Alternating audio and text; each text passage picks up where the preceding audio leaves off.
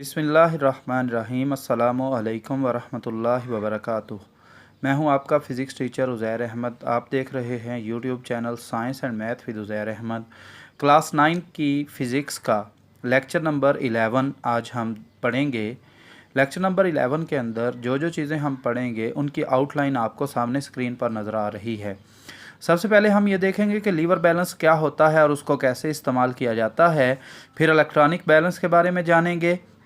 फिर different balances का comparison देखेंगे, जिसके अंदर हम देखेंगे कि अगर एक मैस को हम इलेक्ट्रॉनिक बैलेंस से मेजर करें या बीम बैलेंस से मेजर करें या फिज़िकल बैलेंस से मेजर करें तो फ़र्क क्या होता है। उसके बाद हम स्टॉप वॉच के बारे में जानेंगे कि स्टॉप वॉच क्या होती है, कितनी किस्म की होती है और इसको कैसे इस्तेमाल किया जाता है।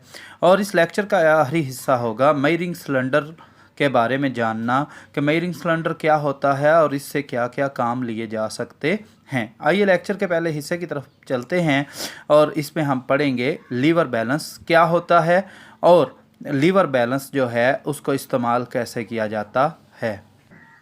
सामने फिगर में स्क्रीन पर आपको एक लीवर बैलेंस की शक्ल दिखाई गई है। लीवर बैलेंस एक मैस मेजरिंग इंस्ट्रूमेंट है जो एक सेट ऑफ 2 लीवर्स पर मुश्तमिल होता है और 2 पैन होते हैं, 2 पलड़े होते हैं, जिनमें एक के अंदर जो है स्टैंडर्ड मैसेज या मियारी मैसेज या जिनको पंजाबी में आप गीटे कह सकते हैं वो रखते हैं और दूसरे पैन के अंदर वो चीज़ रखते हैं, वो ऑब्जेक्ट रखते हैं जिसकी मैस आपने फाइंड करनी होती है। एक पॉइंटर लगा होता है, ये पॉइंटर जो है ये ज़ीरो पर होगा तो ये पता चल जाएगा हमें कि दोनों साइडों पे मैस इक्वल है। इस्तेमाल करने का तरीकाकार ये है कि हम पहले एक पैन के अंदर वो मैस रखते हैं जो हमने मेजर करना है, दूसरे पैन के अंदर हम डिफरेंट मैसेज के कम्बिनेशंस रखते हैं। अगर तो दोनों साइडों पे मैसेज इक्वल आ जाएं तो पॉइंटर जो है वो ज़ीरो पर आ जाता है और हमें पता चल जाता है कि जिस चीज़ का मैस हम मालूम करना चाह रहे थे उसका मैस कितना आया है। नेक्स्ट मैस मेजरिंग इंस्ट्रूमेंट है इलेक्ट्रॉनिक बैलेंस। जैसा कि आपको सामने नज़र आ रहा है, आप लोगों ने बच्चों ने अक्सर दुकान पर गए होंगे तो उनने देखा होगा कि वो दुकानदार जब भी सौदा कोई भी चीज़ उसकी मैस लेता है तो वो इलेक्ट्रॉनिक बैलेंस के ऊपर लेता है। इलेक्ट्रॉनिक बैलेंस जो आपको सामने दिखाया गया है वो एक पैन पर मुश्तमिल होता है, और उसके ऊपर एक ग्लास केस होता है और नीचे स्क्रूज लगे होते हैं जो कि लेवलिंग के लिए यूज़ होते हैं। डिफरेंट रेंजेस के इलेक्ट्रॉनिक बैलेंस जो है मार्केट में मौजूद हैं, जो कि मिलीग्राम रेंज के भी होते हैं, यानी कि वो मिलीग्राम वाली मैसेज मेजर करते हैं। कुछ ग्राम रेंजेस वाले होते हैं और कुछ किलोग्राम रेंजेस वाले होते हैं। अगर हम मैस मेजर करना चाहते हैं यूजिंग इलेक्ट्रॉनिक बैलेंस तो हम सबसे पहले क्या करते हैं, सबसे पहले पैन के अंदर मैस रखने से पहले ऑन करते हैं इलेक्ट्रॉनिक बैलेंस को बटन दबाकर, और उसके बाद ये जो स्क्रीन है जहाँ पर मैस लिखी हुई आती है इसको ज़ीरो करते हैं यूजिंग टेयर बटन लगा होता है।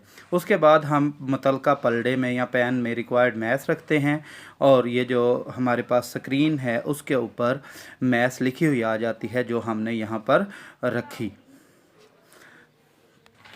वीडियो के नेक्स्ट हिस्से में हम देखेंगे कि डिफरेंट बैलेंसेस जो यूज़ किए जाते हैं मैस मेजर करने के लिए उनमें क्या फ़र्क है। इसका मकसद के लिए हमने एक तजर्बा किया। हमने बीम बैलेंस लिया, फ़िज़िकल बैलेंस लिया और एक इलेक्ट्रॉनिक बैलेंस लिया और एक रुपये का कॉइन जो है उसकी मैस की। बीम बैलेंस ने बताया कि ये मैस जो है ये 3.2 ग्राम है।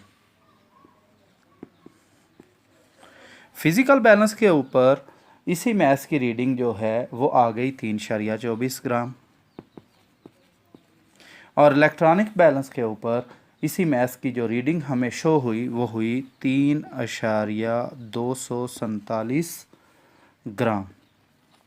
इसका ये मतलब कतन नहीं है कि कॉइन जो है उसकी मैस तीनों बैलेंसेस ने डिफरेंट मेजर की। इसका मतलब ये है कि हर बैलेंस की एक हद है जिस तक वो सही एक्यूरेट मैस मेजर कर सकता है। बीम बैलेंस जो है वो 1 ग्राम तक सही मैस मेजर कर सकता है, यानी कि इसका जो लीस्ट काउंट है वो 0.1 ग्राम है। अगर इससे कम मैस होगी तो बीम बैलेंस उसको सही तरीके से मेजर नहीं कर सकेगा।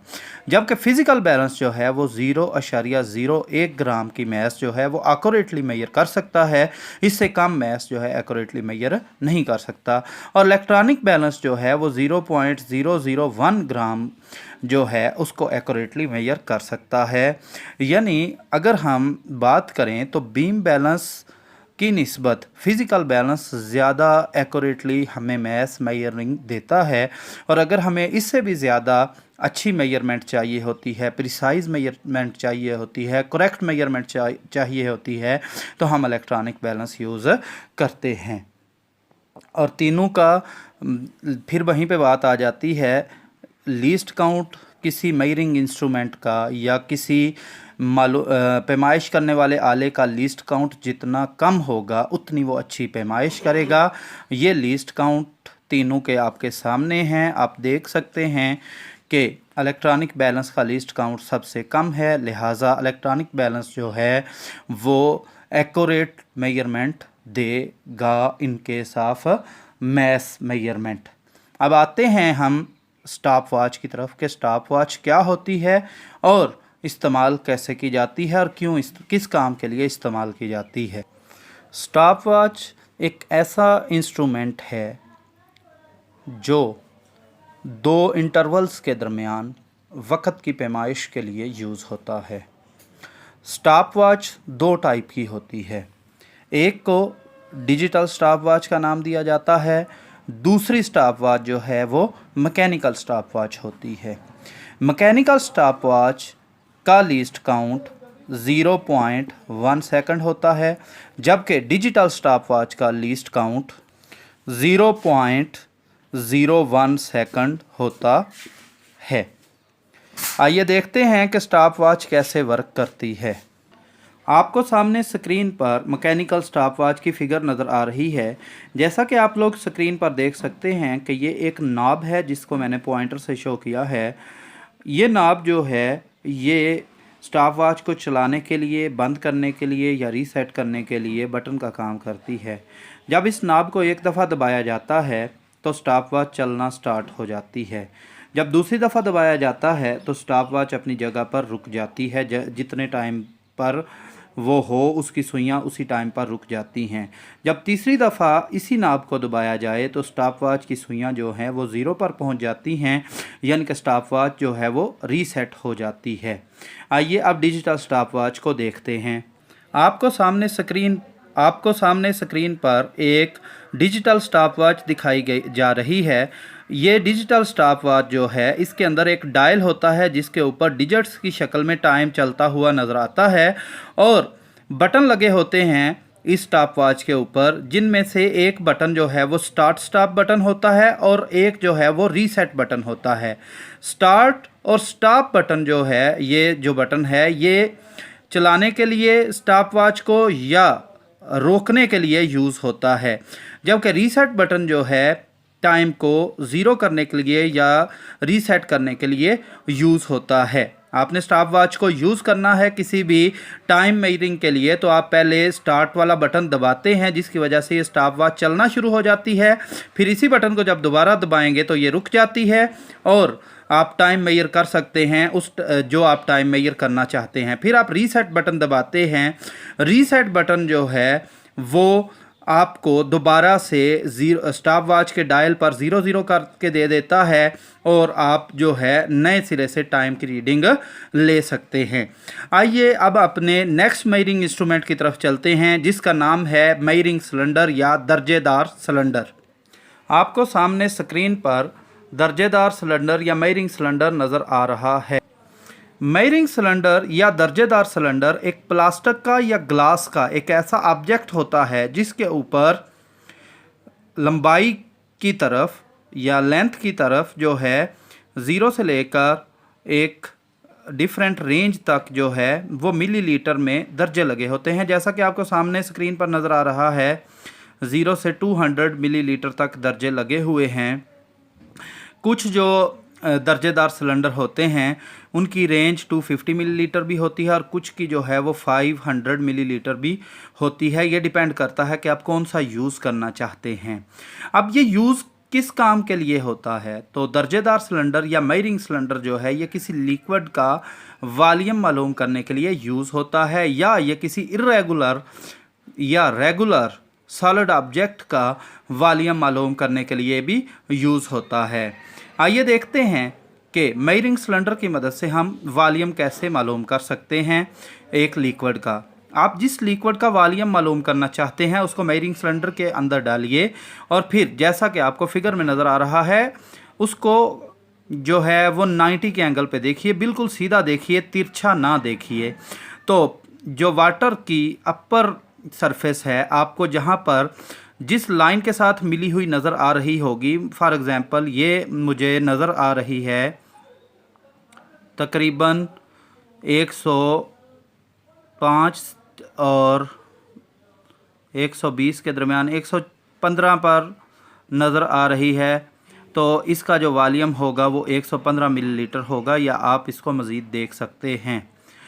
अगर आप इसी दर्जेदार सिलेंडर की मदद से किसी ऐसे ठोस का वॉल्यूम मालूम करना चाहते हैं जो इरेगुलर शेप्ड है, रेगुलर शेप्ड का वॉल्यूम तो आप ज्योमेट्री के फार्मूलों से मालूम कर सकते हैं, इरेगुलर शेप्ड जो ठोस है या सॉलिड है उसका वॉल्यूम आप कैसे मालूम कर सकते हैं, तो उसके लिए आपको मैं प्रोसीजर अभी बताने लगा हूँ।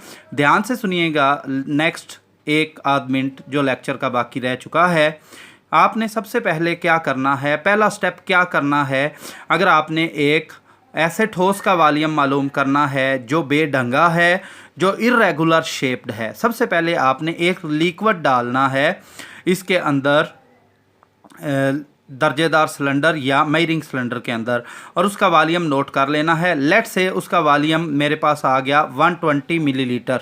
उसके बाद नेक्स्ट स्टेप में मैंने उसी ठोस को मैंने इसी सिलेंडर के अंदर वो इरेगुलर शेप्ड सॉलिड जो है वो प्लेस करना है, फेंक देना है, रख देना है, और उसके बाद दोबारा वॉल्यूम मालूम करना है। लेट से इस दर्जेदार सिलेंडर के अंदर वो पत्थर या इरेगुलर शेप्ड सॉलिड फेंकने के बाद जो वॉल्यूम है वो लेट से वो आ रहा है 150 ml।